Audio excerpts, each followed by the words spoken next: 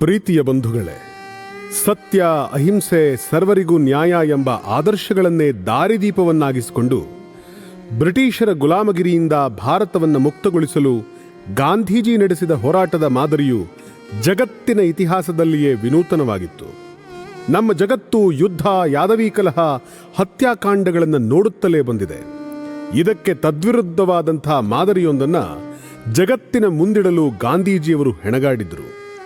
ಅವರ ನೇತೃತ್ವದ ಸ್ವಾತಂತ್ರ್ಯ ಸಂಗ್ರಾಮ ಬರೀ ರಾಜಕಾರಣದಿಂದ ಪ್ರೇರಿತವಾಗಿರಲಿಲ್ಲ.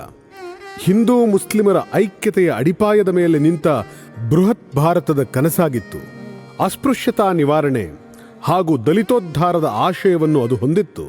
ಹಿಂದೂ ಧರ್ಮದ ಸುಧಾರಣೆ, ಸ್ತ್ರೀಯರ ಸಬಲೀಕರಣ, ಸಮಾನತೆ, ಸಹಕಾರ, ಸಂಸ್ಕೃತಿಯನ್ನು ಬೆಳೆಸುವ ಪರಿಸರ ಸ್ನೇಹಿ ಅರ್ಥವ್ಯವಸ್ಥೆ, ಆರೋಗ್ಯಕರ ಜೀವನ ಶೈಲಿ, ಮನುಷ್ಯನ ಸರ್ವಾಂಗೀಣ ಉನ್ನತಿಗಾಗಿ ಶ್ರಮಿಸುವ ನಯಿ ತಾಲೀಮ್ ಎಂಬ ನೂತನ ಶಿಕ್ಷಣ ವ್ಯವಸ್ಥೆಯ ಪರಿಕಲ್ಪನೆ, ಸ್ವಸ್ಥ ರಾಷ್ಟ್ರೀಯತೆ, ನೈತಿಕತೆಯನ್ನ ಕೇಂದ್ರ ಬಿಂದುವಾಗುಳ್ಳ ಸ್ವಸುಧಾರಣೆಯೇ ಸಮಾಜ ಪರಿವರ್ತನೆಯ ಮೂಲ ಎಂಬ ಆಚಾರ ತತ್ವವನ್ನು ಅದು ಒಳಗೊಂಡಿತ್ತು.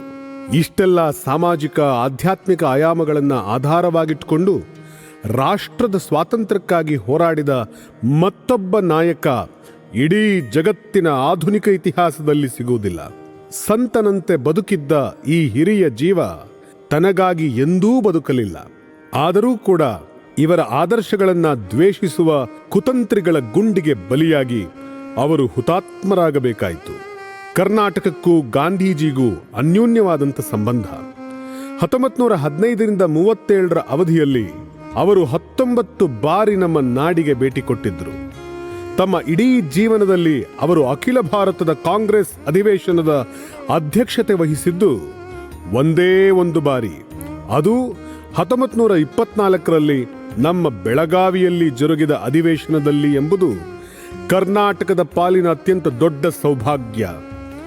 ಆಗ ಸ್ವಾತಂತ್ರ್ಯ ಚಳುವಳಿ ಅತ್ಯಂತ ಕಠಿಣ ಪರಿಸ್ಥಿತಿಯಲ್ಲಿ ಸಿಲುಕಿತ್ತು. ಜಲಿಯನ್ ವಾಲಾಬಾಗ್ ಹತ್ಯಾಕಾಂಡದ ನಂತರ ಬ್ರಿಟಿಷ್ ಆಡಳಿತದ ವಿರುದ್ಧ ದೇಶದಲ್ಲಿ ಆಕ್ರೋಶ ಮನೆ ಮಾಡಿತ್ತು. ಅಸಹಕಾರ ಆಂದೋಲನವು ಹಿಂಸಾತ್ಮಕ ತಿರುವು ಪಡೆದುಕೊಂಡಿದ್ದರಿಂದ ಜನರಲ್ಲಿ ನಿರಾಸೆಯ ಕಾರ್ಮೋಡ ಕವಿದಿತ್ತು ಹಾಗೂ ಭವಿಷ್ಯದ ದಿಕ್ಕು ತಿಳಿಯದ ವಾತಾವರಣ ನಿರ್ಮಾಣವಾಗಿತ್ತು. ಅಲ್ಲಲ್ಲಿ ಹಿಂದೂ ಮುಸ್ಲಿಮರ ಕಲಹದ ಕಿಡಿಗಳು ಎದ್ದಿದ್ದವು. ಇಂಥ ಬಿಕ್ಕಟ್ಟಿನ ಸ್ಥಿತಿಯಲ್ಲಿ 39ನೇ ವಾರ್ಷಿಕ ಕಾಂಗ್ರೆಸ್ ಅಧಿವೇಶನ ಕರ್ನಾಟಕದಲ್ಲಿ ನಡೀಬೇಕು, ಅದರಲ್ಲೂ ಬೆಳಗಾವಿಯಲ್ಲಿ ಜರುಗಬೇಕು, ಗಾಂಧೀಜಿಯೇ ಅದರ ಅಧ್ಯಕ್ಷತೆಯನ್ನು ವಹಿಸಬೇಕು ಎಂದು ಗಂಗಾಧರ್ ರಾವ್ ದೇಶಪಾಂಡೆ ಅವರಂತಹ ಧುರೀಣರು ಪ್ರಯತ್ನ ನಡೆಸಿದರು. 1924ರ ಡಿಸೆಂಬರ್ 26 ಮತ್ತು 27ರಂದು ಜರುಗಿದ ಈ ಮಹಾ ಅಧಿವೇಶನದ ಇತಿಹಾಸವನ್ನು ನಾವೆಂದಿಗೂ ಮರೆಯುವುದಕ್ಕೆ ಸಾಧ್ಯವಿಲ್ಲ.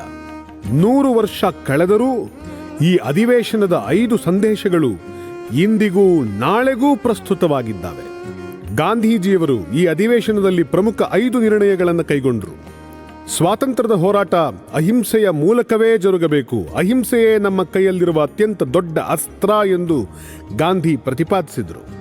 ಗಾಂಧೀಜಿಯ ಅಧ್ಯಕ್ಷೀಯ ಭಾಷಣವನ್ನು ಓದಿದರೆ ಅದರಲ್ಲಿನ ಪ್ರಾಮಾಣಿಕತೆ, ಆತ್ಮಪರೀಕ್ಷೆ, ಸತ್ಯನಿಷ್ಠೆ, ತಮ್ಮ ವಿರೋಧಿಗಳನ್ನೂ ಗೌರವಿಸಿ ಪಕ್ಷ ಹಾಗೂ ದೇಶದಲ್ಲಿ ಒಗ್ಗಟ್ಟು ಬೆಳೆಸುವ ಅವರ ಪ್ರಯತ್ನಗಳು ಅಚ್ಚರಿ ಮೂಡಿಸುತ್ತವೆ.